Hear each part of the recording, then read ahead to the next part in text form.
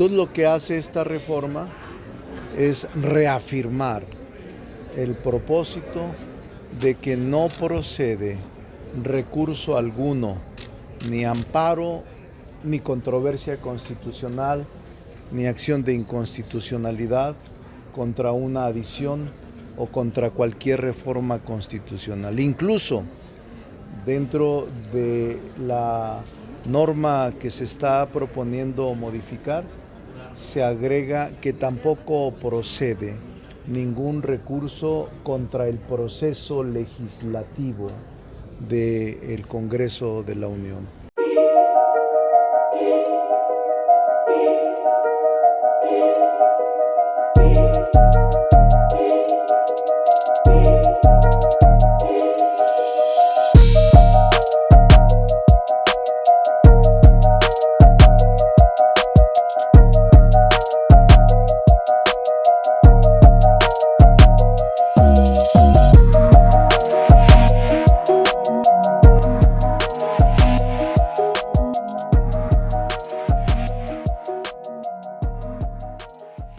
Gentiles amigos de Mirada Profunda, este espacio de periodismo sin compromisos, bienvenidos.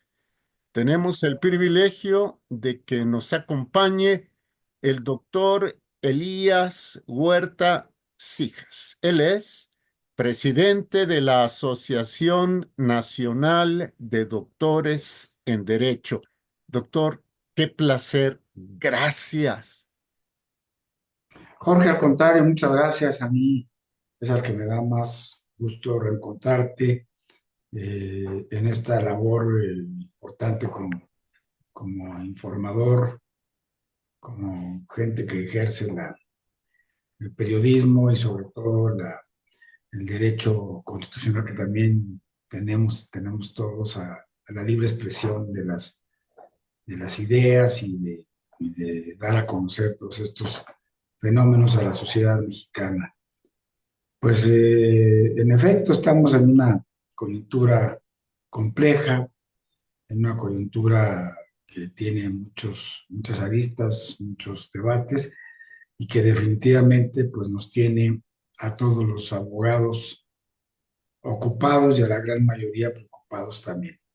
Creo que es un tema que incide de manera particular en el gremio de los abogados. Así es que, bueno, pues estoy a tus órdenes para poder hacer las reflexiones que sean pertinentes sobre estos fenómenos que estamos viviendo día con día. Todos los días están dando nuevos planteamientos, nuevas cuestiones en este fenómeno tan, insisto, tan inquietante y tan injusto, me parece, en ciertos aspectos. Sí, doctor, gracias por sus palabras. El Tribunal Electoral del Poder Judicial de la Federación determinó que el Instituto Nacional Electoral tiene las atribuciones constitucionales para organizar la elección de jueces, de magistrados y ministros. Doctor, ¿de veras es así? Mira, la verdad es que mi parecer es que no es así, pero hoy las cosas están caminando de manera apresurada en el país con lo que considero es una violación y una violación a la Constitución, a las leyes que están vigentes y además una actitud verdaderamente incomprensible de estar legislando fast track a la carrera sobre cosas tan trascendentes. Diría yo que en el centro de este debate, para entrar concretamente a la respuesta a tu respuesta inmediatamente después, es que lo que está en juego es la violación a los derechos humanos de todas las gentes que tienen que ver con la función jurisdiccional, con la división de poderes, con la autonomía judicial, de manera particular, ministros, ministras, jueces, juezas, magistrados, magistradas y todo el personal que trabaja en las instituciones de justicia. Pero pero además de que se están violando una serie de derechos laborales, de derechos inherentes a ellos, me parece que lo más grave es que lo que está en juego es que se está violando el derecho humano que teníamos todos los mexicanos de un acceso efectivo a la justicia. Lo que está en riesgo es que, me parece, al estar violentando de esta manera las garantías, los derechos humanos que están previstos en la Constitución y los tratados internacionales de los que México es parte en materia de derechos humanos, contra las personas juzgadoras, todos sus derechos, los que están previstos, insisto, en la Constitución y en los tratados internacionales, se está violando este acceso de manera eficaz a la justicia, porque son precisamente los juzgadores quienes de manera imparcial e independiente deben impartir justicia en nuestro país interpretando las leyes. Así es que, hecha esta primera premisa, pues, contemplado lo grave que para mí representa, diría que el segundo aspecto es, pues, que lo que evidentemente se está demostrando con estos siguientes pasos de la reforma judicial aprobada es que no es que se trate de mejorar el sistema de justicia en México, no es que estemos frente a un fenómeno que lo quiere es corregir, lo que estamos completamente de acuerdo con los posicionamientos del oficialismo, que sí se requiere una reforma no judicial, una reforma a la justicia, al sistema integral de justicia en México. Estamos verdaderamente frente a un panorama terrible, desolador en nuestro país, frente a los niveles que tenemos de impunidad del más del 90%, de abuso de poder, de corrupción, de falta de aplicación de tantas cosas, pero no es nada más en los funcionarios jurisdiccionales del Poder Judicial de la Federación donde está el mal a corregir, está en las fiscalías, la Fiscalía General de la República y en todas las locales.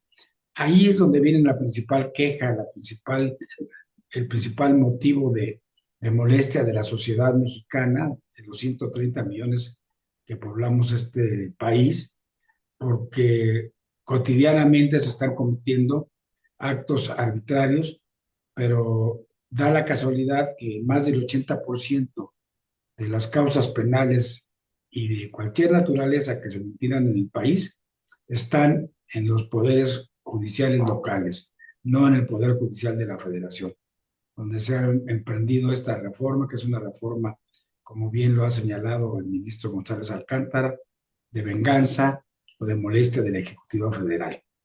Y en estas condiciones, bueno, pues lo que se trata es de llevar a cabo, violentando lo que establece la Constitución y la Ley de Amparo, precisamente los planteamientos que han venido haciendo a través de juicios de amparo, fundamentalmente de acciones de control de constitucionalidad, que han tratado de suspender precisamente este proceso electoral, porque todavía está sub iudice, está pendiente de resolverse algunas acciones que se han intentado por parte de juzgadores, de gente de la sociedad civil, de personas morales, contra esta reforma judicial y sus pasos.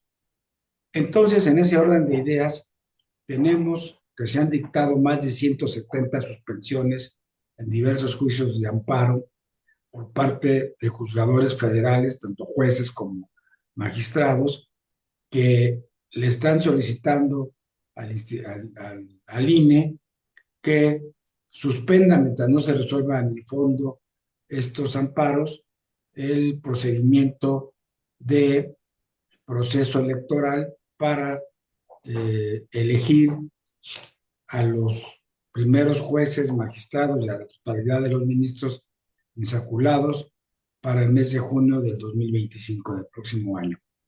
Y frente a esta cuestión, en la que jueces de distrito, magistrados colegiados, están resolviendo suspensiones en juicios de amparo debidamente seguidos conforme a la legislación vigente que tenemos en el país, en nuestro sistema jurídico, y le están ordenando al INE que suspendan esos procedimientos. De repente el INE, bajo esta nueva lógica de una nueva reforma constitucional del sistema del Poder Judicial, pues le pide al Tribunal Electoral del Poder Judicial de la Federación, en mi concepto, sin tener las facultades para ello, porque todavía está sub judice todo este proceso de reforma, inclusive es que existen ya prepronunciamientos en cuanto que es posible, aunque se ha dicho mucho al respecto, que no se puede impugnar una reforma constitucional. Desde luego que se puede impugnar y ya completamente hay precedentes al respecto, el proceso por el que se hace esta reforma constitucional, que es en lo que estamos. Y pues resulta que le piden al al Tribunal Electoral, que defina si estas suspensiones que han emitido 170 más o menos juzgadores federales en ejercicio de las facultades que tienen, que diga si son o no constitucionales o válidas estas suspensiones. Es decir, en principio, pues se están inventando una atribución que no está en las facultades que tiene el Tribunal Electoral, y de repente el Tribunal Electoral del Poder Judicial de la Federación, que en mi concepto, pues ha sido el primer gran traidor de la tradición constitucional de este país, al concederles una sobrerepresentación contra el texto expreso del artículo 54 constitucional, con darles a Morena y sus aliados más del 8% de representación, de sobrerepresentación que establece la Constitución, les da casi el 19%, les da la mayoría en ambas cámaras, y con esto pues están haciendo estas reformas constitucionales como si se tratara de estar haciendo reglamentos al vapor. En esas condiciones, no solamente considero que no tiene facultades el órgano electoral, sino que están violentando facultades constitucionales que tienen los jueces y los magistrados que han emitido las suspensiones. Pero lo que es más grave es que el artículo 11 de la Ley Orgánica del Poder Judicial de la Federación establece con toda claridad que cuando existe un conflicto de competencias, que es el caso entre órganos jurisdiccionales del Poder Judicial de la Federación, le corresponde a la Corte decidir quién es el órgano jurisdiccional competente. Y está planteada ante la Corte precisamente esta, digamos, esta contradicción de quién es el competente. Se tiene que resolver. Ya le pidió la semana pasada, pues se planteó ante la presidenta de la Corte que ejerciera esta facultad de atracción para decidir quién es el órgano competente para este tema de las suspensiones, y ya le notificó de este procedimiento tanto a todas las partes, incluido la presidenta del Tribunal Electoral. Habría que esperar a que el Pleno de la Corte resolviera quién es el órgano competente, y sin embargo, pues estos tres magistrados de la mayoría del Tribunal Electoral no se esperaron, no respetaron, y en mi concepto, facultades expresas le están ordenando al Instituto Nacional Electoral que no respete las suspensiones que se han dictado en contra de ellos, lo cual en mi concepto va a acarrear todavía un problema más grave, porque podría darse una hipótesis de desacato por parte de los funcionarios, el presidente y los consejeros del instituto del INAI, perdón, del INE, el Instituto Nacional Electoral, sí. Entonces, bueno, pues es un tema que sigue teniendo una complejidad técnica, porque es en el marco de juicios de amparo. El juicio de amparo no es no es un juicio sencillo, es un juicio con, con muchos recovecos técnicos.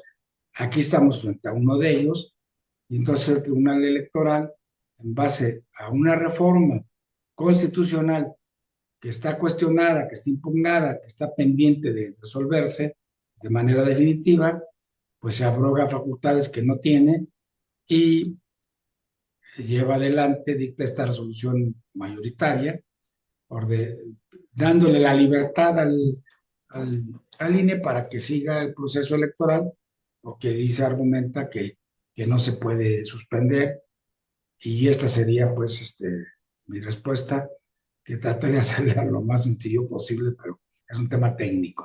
Sí, sí, doctor, y lo hizo con mucha claridad. Por otro lado, como usted lo dijo, con una celeridad fuera de lo común, fuera de lo razonable, el oficialismo, tanto en la Cámara de Diputados como en la Cámara de Senadores, intenta sacar, y no dudo que lo hagan en las próximas horas o los próximos días, una reforma que ellos le llaman de supremacía constitucional, para que no haya poder legal alguno, para que el Poder Judicial de la Federación carezca de cualquier atribución para mm, admitir, para dar curso a amparos y también revisar la constitucionalidad de lo que aprueban los legisladores. Doctor, a su servidor, al servidor de ustedes, esto le preocupa. Su servidor no es abogado. ¿Por qué? Porque primero se partió de una sobrerepresentación fraudulenta. Luego, con esa sobrerepresentación fraudulenta se aprueba una reforma judicial que debería estar suspendida. Usted lo señala, por lo menos hay 170 suspensiones. Luego, se aprueban leyes secundarias que acorralan o limitan, para ser más precisos, las atribuciones de la Corte.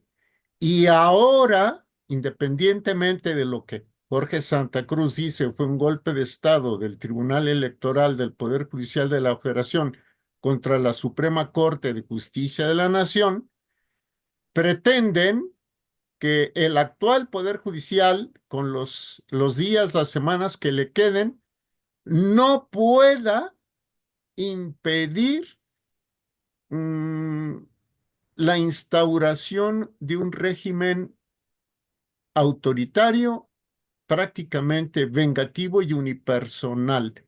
Mi pregunta es, si aprueban así, aunque no les guste, pero pues son igual que los de allá arriba, los de Estados Unidos, en fast track, en proceso superveloz, la supremacía constitucional, eso mm, dejaría ya totalmente indefenso al Poder Judicial. Pues mira, es muy importante esta reflexión que tú haces, no solamente la pregunta, sino todo el contexto que das, que lo suscribo completamente. Y, y pues sí, es muy lamentable, pero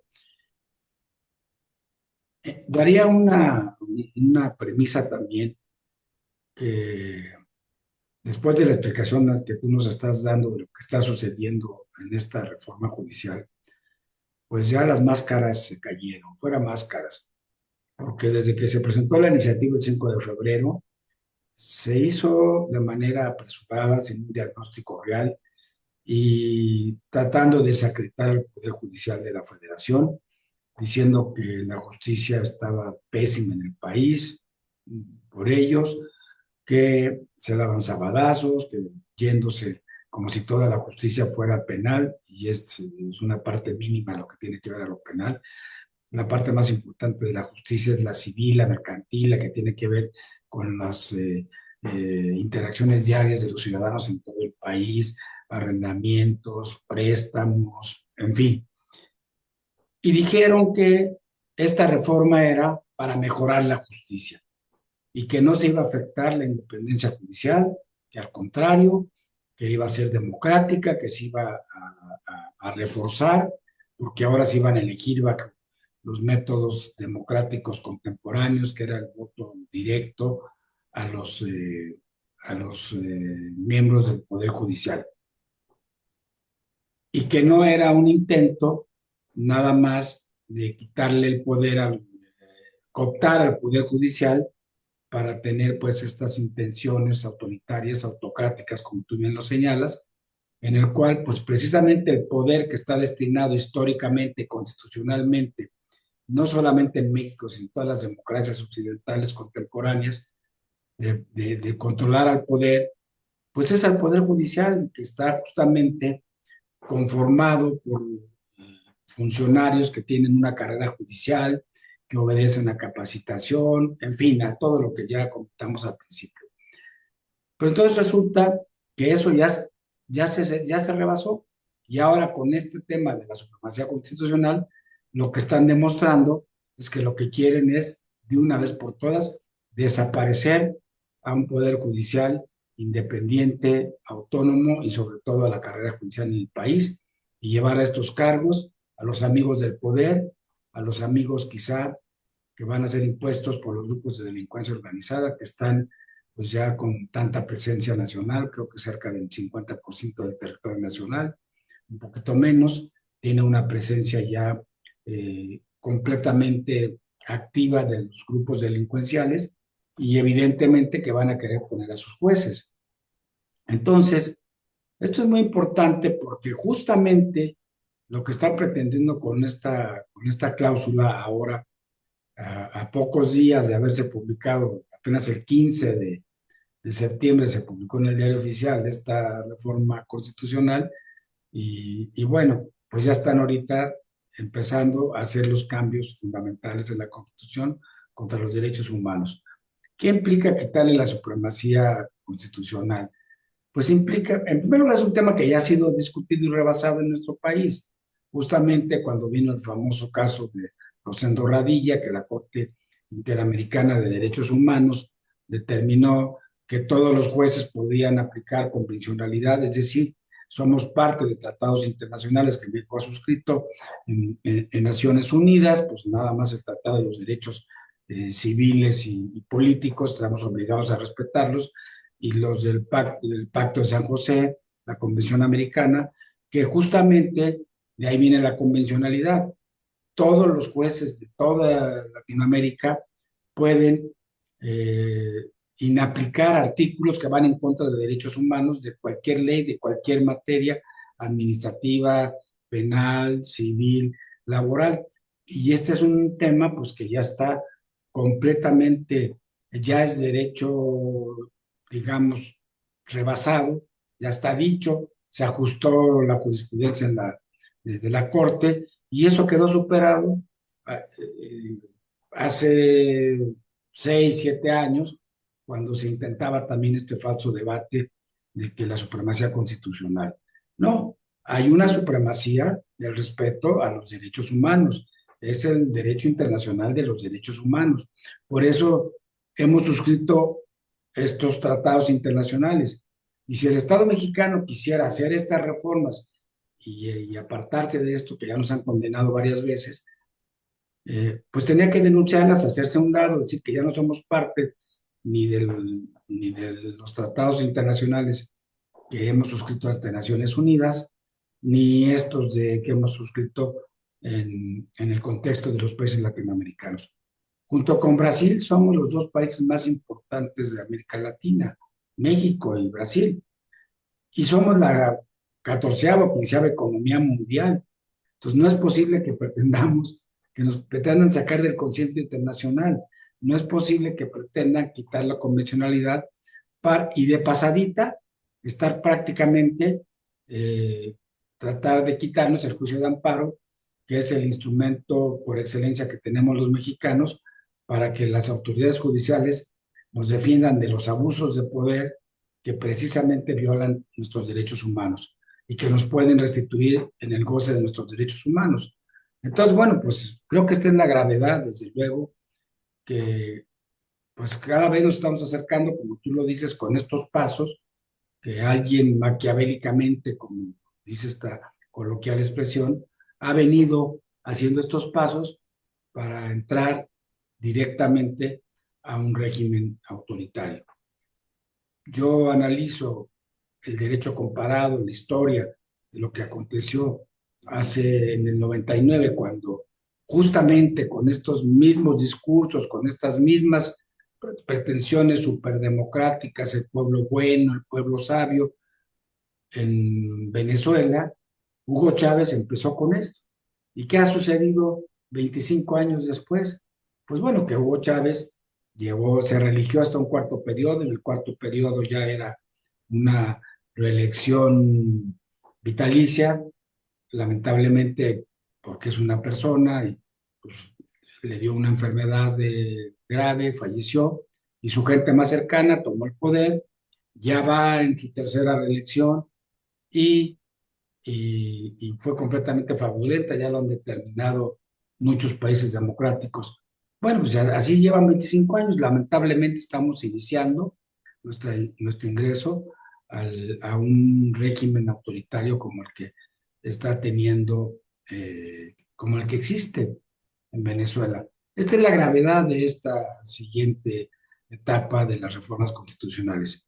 Mira, déjame decirte, Jorge, que pues como abogado yo siempre lo he venido diciendo que frente a esta ola de ataques al Estado de Derecho, y si se ataca al Estado de Derecho, se ataca a la democracia, y en nuestro país estos intentos de estarnos fracturando el Estado de Derecho, pues nos están quitando nuestro pequeño o gran pedazo que tenemos de democracia en México, que hemos venido construyendo, pero los abogados, cuando menos que somos un gremio afectado, pues, los jueces y los magistrados que corresponde a un poder del Estado y los poderes locales del nivel de gobierno local, pues es de abogados, todos tenemos que ser abogados. Todos los abogados, desde la trinchera que nos encontremos, no podemos quedarnos callados frente a estos ataques al Estado de Derecho. Cuando menos debemos denunciarlos, debemos alzar la voz. Y eso es lo que estamos queriendo hacer. Esperemos, es un exhorto, lo he hecho en varios foros, a que los ministros de la Corte, sobre todo ahorita que conocemos que son 8 ministros completamente liberales que han asumido su papel de defender la Constitución como un dogma, como un deber que tienen hacia sus conciudadanos, antes de que se vaya el ministro María Aguilar. Ojalá resolvieran este tema de la reforma constitucional en el fondo o si hay violaciones al procedimiento, porque los están nada más intimidando. Y bueno, la verdad es que sí nos afecta. Te decía, ya no terminé. La idea es que, no obstante que ayer se presentó la iniciativa esta de la reforma del artículo primero constitucional y los otros respecto al 103, al 105, que tienen que ver con el amparo, que prácticamente nos dicen que ya no se debe aplicar la convencionalidad en ninguno de estos casos y que nos están superlimitando la ley de amparo. Bueno, hubo hoy un planteamiento en el que los coordinadores parlamentarios del Partido Verde en ambas cámaras, la de diputados y la de senadores, hicieron un comunicado que el Verde no va a apoyar esta iniciativa de reforma constitucional. Ojalá tengan esta poca vergüenza después de lo que han hecho con la reforma judicial, y si ellos no van con esta reforma, obviamente que no va a pasar porque no tendrían la mayoría calificada ni en el Senado ni en la Cámara de Diputados, creo yo. Cuando menos en el Senado sí no la tendrían. De tal suerte que, bueno, pues tenemos una esperanza de que esto suceda y de que esa iniciativa a la reforma del artículo primero constitucional, pues no camine. Todavía falta un tramo en comisiones. En comisiones podría también no aprobarse si el Partido Verde reitera este posicionamiento, y bueno, esperemos que así sea, pero desde luego que si la logran sacar adelante, va a ser muy grave. Va a ser muy grave y prácticamente pues ya seremos el Venezuela frente al mundo. Cerraría diciéndote que acabo de participar en un congreso que está ahorita en curso de Derecho Constitucional en el Instituto de Investigaciones Jurídicas, donde vienen gente, obviamente, tratadistas del más alto nivel, funcionarios, académicos, decanos de toda Latinoamérica, de España, de algunas partes de Europa. Unánimemente, lo que han dicho es pues que lamentan mucho lo que está pasando en México y de manera categórica que si no hay independencia judicial, no hay Estado de Derecho. Y que si no hay Estado de Derecho, no hay democracia. Y ahí, bueno, hablaron el día lunes, inauguró este evento la presidenta de la Corte, habló también en una de las mesas el ministro Juan Luis González Alcántara, a quien le hemos expresado nuestro reconocimiento y nuestra gratitud como abogados y como mexicanos por la defensa que están haciendo férrea, convencidos de nuestra Constitución. Y bueno, y eso fue, al final de cuentas, la conclusión, la pre-conclusión de la reforma judicial, esta que han intentado, es completamente contraria al Estado de Derecho. ¿Por qué? Porque está afectando pues la independencia judicial, que es un presupuesto para que tengamos el derecho efectivo perdón, el derecho humano a una justicia efectiva.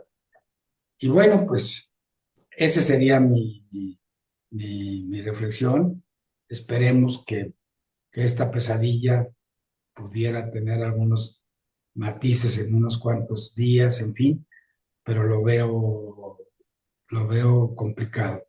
Y finalmente te diría que una conclusión que hubo el día lunes que estuve yo participando en este congreso, en todas sus sesiones, desde la inauguración hasta la última mesa de trabajo, pues lo que se dijo es que en ningún país del mundo, con pequeñas excepciones de unos cuantos órganos jurisdiccionales, existe, porque es contrario a la esencia misma de la función jurisdiccional, la elección vía el voto popular de las altas cortes, de jueces, magistrados, pues aquí es de todas, de las altas, de las medianas y de las bajas.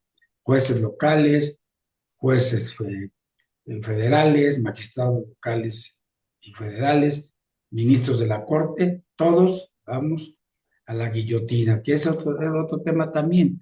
Pues es una violación agresiva a los derechos humanos de todas estas personas juzgadoras, pues que prácticamente los están corriendo, les están quitando su trabajo contra muchos más principios constitucionales o derechos humanos que están en la Constitución.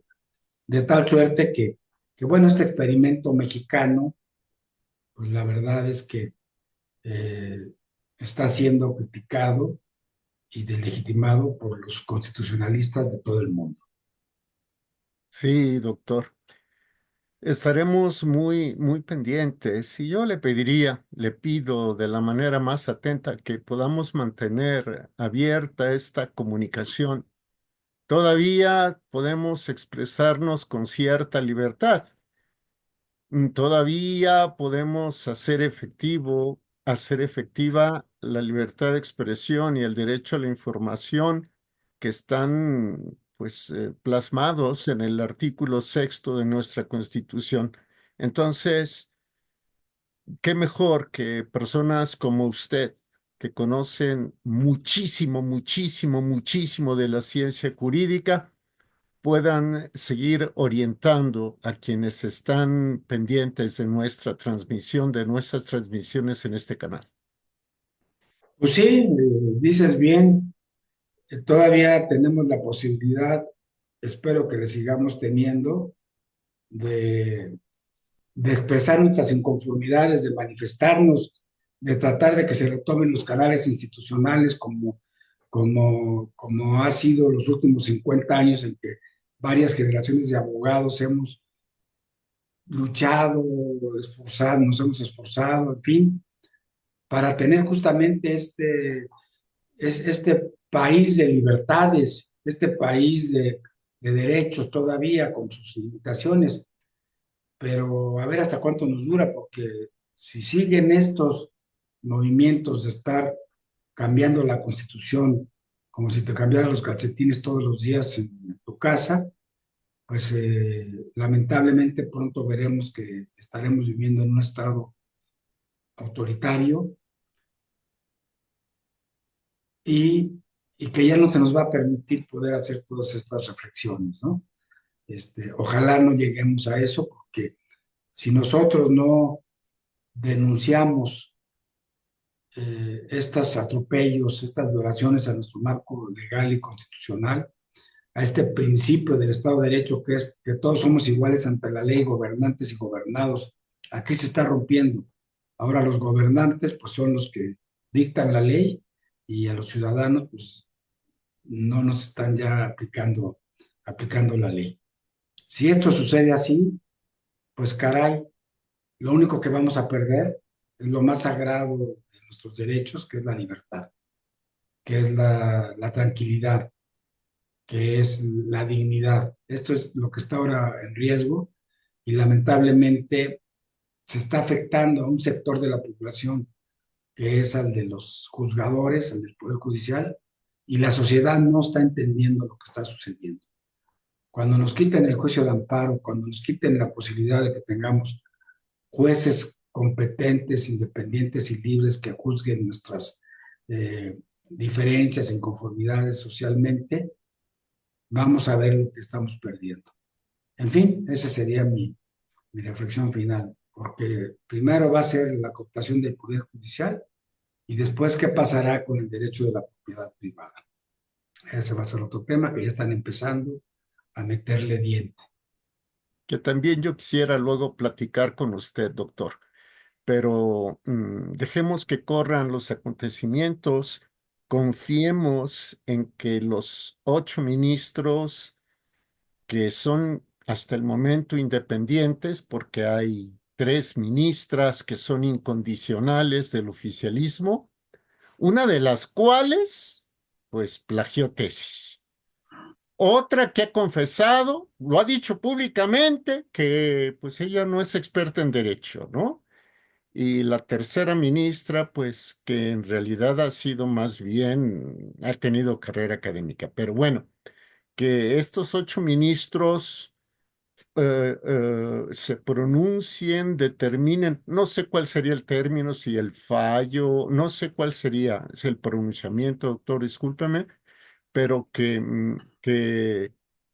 eh, lleguen a una conclusión conforme a derecho, sin politizar nada, simplemente conforme a lo que es nuestra legislación, nuestra Carta Magna, nuestras leyes secundarias, la convencionalidad, que digan si es constitucional la reforma judicial o no lo es, aunque ya sabemos que están sujetos a presiones, a amenazas, a intimidaciones y no sabemos a qué más, doctor. Mira, yo te diría respecto de eso que desde luego que tienen atribuciones y además estamos frente a la etapa, a la era del respeto de los derechos humanos. Después de las atrocidades que vivió la humanidad, la sociedad mundial, en la Segunda Guerra Mundial, con el fascismo, con el nazismo, con Hitler, en esta violación de derechos humanos de manera cruel y despiadada, bueno, empezó toda esta corriente para ir poco a poco consolidando en el mundo la teoría de estos derechos inalienables para todos los humanos, que es que tenemos el derecho a que se nos respeten, a que se nos protejan. Entonces hemos crecido. En los últimos 10 años ha habido cuando menos 10 experiencias de derecho comparado, diría yo, la de Colombia, la de Israel, la de Turquía, la de Eslovenia, la de la India y otros 5 países que han tenido problemas de este tipo, justamente, que poderes legislativos que creen o que confunden que ellos, porque votó por ellos para un cargo de parlamentario, de asambleísta, de senador, de diputado del pueblo, tienen el derecho a hacer y deshacer respecto de la estructura de un Estado. Y no es así. Estos 10 países ya han determinado, ya han dicho que sí, hay un poder reformador de la Constitución, pero eso no es un poder constituyente, y que hay principios esenciales, estructurales, fundamentales del Estado, de todos los estados, que no están sujetos a la reforma o la revisión del constituyente permanente. Entonces, aquí esto se está confundiendo. Ellos creen que son ya el poder constituyente. El último constituyente que tuvimos fue el del 17. Hemos tenido 3, el de 1824, el de 1826 y el de 1800. Ellos sí pueden, después de procesos revolucionarios, pueden sí dictar la forma de gobierno. Pero nosotros ya tenemos una forma delimitada por nuestra Constitución. Tenemos 3 poderes de la Unión, lo dice también la propia Constitución, que el poder se deposita en el pueblo y que el pueblo, a través de los 3 poderes de la Unión, ejerce esta soberanía. Y dice que los 3 poderes son el ejecutivo, el legislativo y el judicial. Entonces ahora quieren desaparecer el poder judicial, pretendiendo que el poder legislativo, cooptado por el poder ejecutivo, es el pueblo, es el pueblo hablando. Y están partiendo de una premisa falsa, de que el pueblo mandató, que el pueblo dijo que quería reforma judicial. Es una mentira, es una falacia con la que han engañado, porque en la boleta no votamos una frase que dijera, o un referéndum que dijera, ¿estás de acuerdo en que se cambien los artículos tales de la Constitución para que tengamos un nuevo poder judicial? ¿O estás de acuerdo en que se voten? No, votamos por un presidente o por una presidenta. Eso fue lo que votamos. Y ahora engañosamente nos están diciendo, están queriendo convencer que esto lo mandó el pueblo con la elección del 2 de junio. Eso es una falacia, eso no es cierto. Para eso habría que hacer una consulta popular, un referéndum, como se. Pero esto es una mentira. Entonces, ellos no tienen este poder. Y por ello, la Suprema Corte puede, y además haciendo una reflexión de cuáles son sus facultades y yendo al derecho comparado, y como se ha hecho, las jurisprudencias se han cambiado muchas veces porque la sociedad es dinámica y van cambiando los paradigmas sociales, y la propia Corte ha dicho en una nueva reflexión, aquella jurisprudencia ahora la debemos entender así.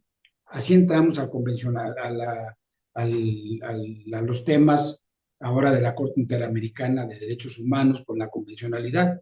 No la teníamos en las jurisprudencias. A partir del caso Radilla se cambió la jurisprudencia. Decimos, sí, hay control concentrado y control amplio de la constitucionalidad. Entonces, la Corte absolutamente tiene todas estas facultades para poder decidir sobre la estructura fundamental del Estado mexicano. Entonces, se han empeñado en estar insistiendo, pero como es la mañanera, un instrumento ideal de comunicación que dices una mentira 50 veces desde la tribuna más alta, y ya la gente está convencida de que eso es realidad. No, no es realidad. No es realidad que la reforma judicial sea ya un texto sagrado, sea la Biblia. No, está sujeta a revisión, está sujeto al procedimiento también.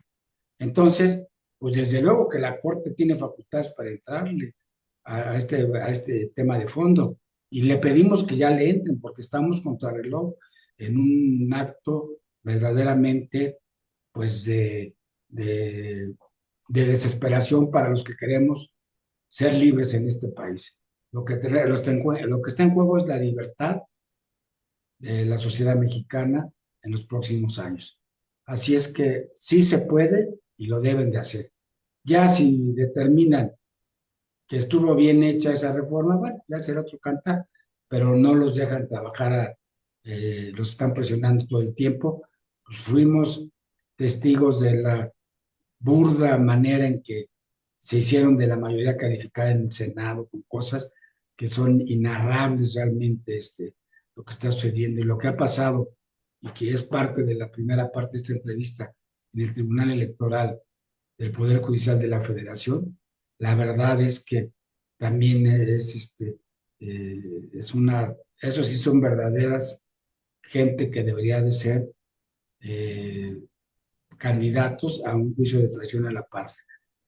Pero la historia los va a juzgar, ya nosotros los estamos juzgando, porque dieron una sobrerepresentación, que es el origen de todos estos problemas, que no cabía ni matemáticamente, ni ideológicamente, ni teóricamente, porque la representación proporcional, los diputados plurinominales, son precisamente para darle voz a las minorías en los parlamentos, y lo dice el artículo 54 muy claro. Es la cláusula de gobernabilidad. Nadie puede tener el partido mayoritario que gane más de 300 curules en la Cámara de Diputados por los dos principios. Entonces lo han distorsionado y ahora pues lo distorsionaron. Como insisto, pues están distorsionando esto de que ya están revocando 170 suspensiones que han dado jueces federales, magistrados federales, en ejercicio de competencias constitucionales y legales de la ley de amparo. Ahí la iremos caminando. Ojalá no estemos repitiendo esta historia. El año que entra estaremos en una gravedad. Esperemos que no, doctor. Muchas gracias. Permítame nada más apropiarme, referir uno de sus tantos razonamientos a manera de conclusión, si usted no tiene inconveniente. Está en juego la libertad de todos los mexicanos.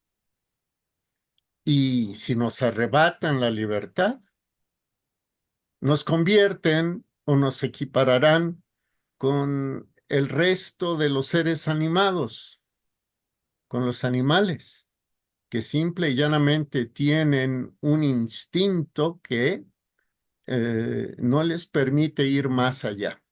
Nos quitarían entonces la libertad y la dignidad. Se lo dejo de tarea. Doctor, Es lo que está en juego. es lo que está en juego, efectivamente. Ojalá nos podamos ver pronto, doctor. A tus órdenes, Jorge, con mucho gusto. Y bueno, pues, pues me apasionan mucho todos estos temas, me preocupan y por ello es que estamos, pues, cada vez que podamos hacerlo, utilizando este medio que tú ahora me brindas la oportunidad, pues alzando la voz, que es lo último que podemos hacer. Así es. Ha sido el doctor Elías Huerta Cijas, él es presidente de la Asociación Nacional de Doctores en Derecho, académico, investigador, en fin.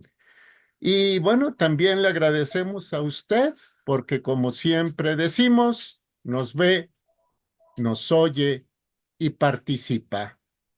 Hasta la próxima.